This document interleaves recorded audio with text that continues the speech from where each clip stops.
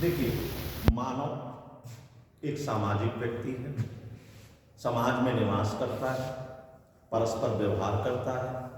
वह परोक्ष या अपरोक्ष रूप से समाज के अन्य व्यक्तियों से जुड़ा होता है।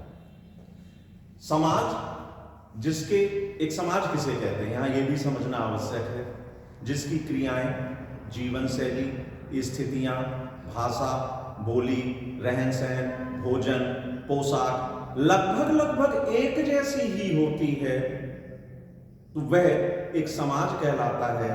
तो यहां मानव समाज में निवास करता है, समाज का एक अंग है और जीवन पर्यंत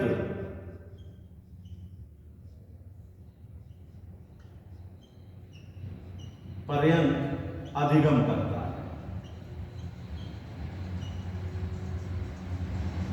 अधिगम करता है, क्योंकि ये एक ऐसी प्रक्रिया है, अर्थात सीखना एक ऐसी प्रक्रिया है जो जन्म लेने से मृत्यु तक निरंतर चलती रहती है।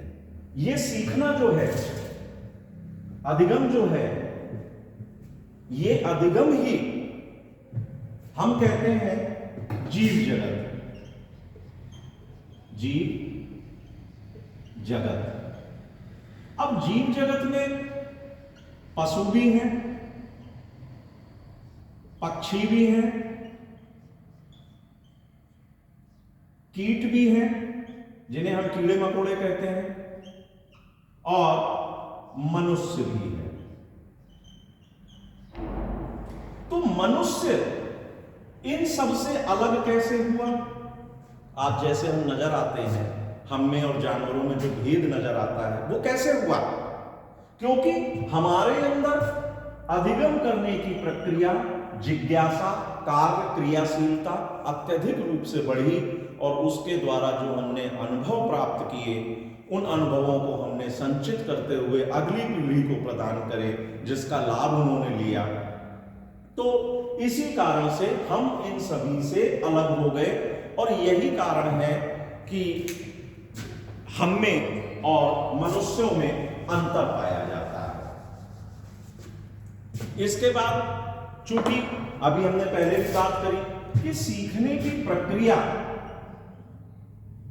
विद्यालय द्वारा ही संपादित होती है, जो क्रमबद्ध रूप से निरंतर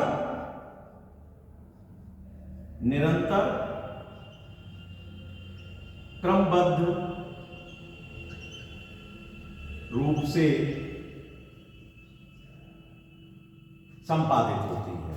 जैसे बच्चा पहली क्लास में बालक का नामांकन कराया गया, पहली क्लास की चीजों को उसने सीखा, जैसे गिनती, छोटी बहुत पढ़ना, वर्णमाला।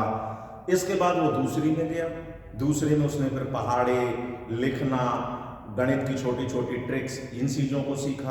परंतु जैसे ही जैसे वह आगे बढ़ता जाएगा, अन्य कक्षाओं में पहुंचता जाएगा, उसका ज्ञान, उसकी सीखने की क्षमता बढ़ती जाएगी, उसका स्तर बढ़ता जाएगा, वैसे वैसे ये सारी चीजें भी कठिन होती चली जाएंगी। तो विद्यालय, चूंकि देखो शिक्षा के दो प्रकार हैं, औपचारिक और अनौपचारिक।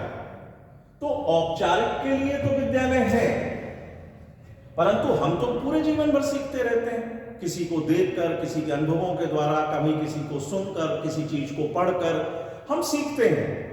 और वो सीखना हमारे व्यवहार में प्रदर्शित होता है, व्यवहार में परिवर्तन आ जाता है। हम तभी ये मानते हैं कि हमने उस चीज को देखा, अधिगम किया और उसका परिणाम हमारे व्यवहार में नजर आने लगा।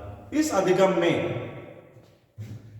की प्रक्रिया में वातावरण बहुत महत्वपूर्ण होता है।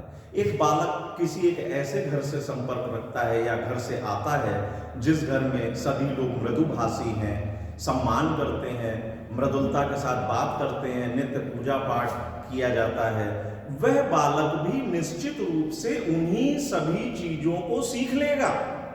उसके व्यवहार में भी मृदुलता, संलीनता प्रदर्शित होगी। तो वातावरण, दूसरा है समाज, अभी मैंने बताया, और अधिगम के द्वारा ही वो समाज के साथ समायोजन करना सीखता है। यह सबसे महत्वपूर्ण बात है। समाज में व्यक्तियों के साथ समायोजन, परिस्थितियों के साथ समायोजन, कार्यों के साथ समायोजन, सभी प्रकार से समायोजन करना सीखता है।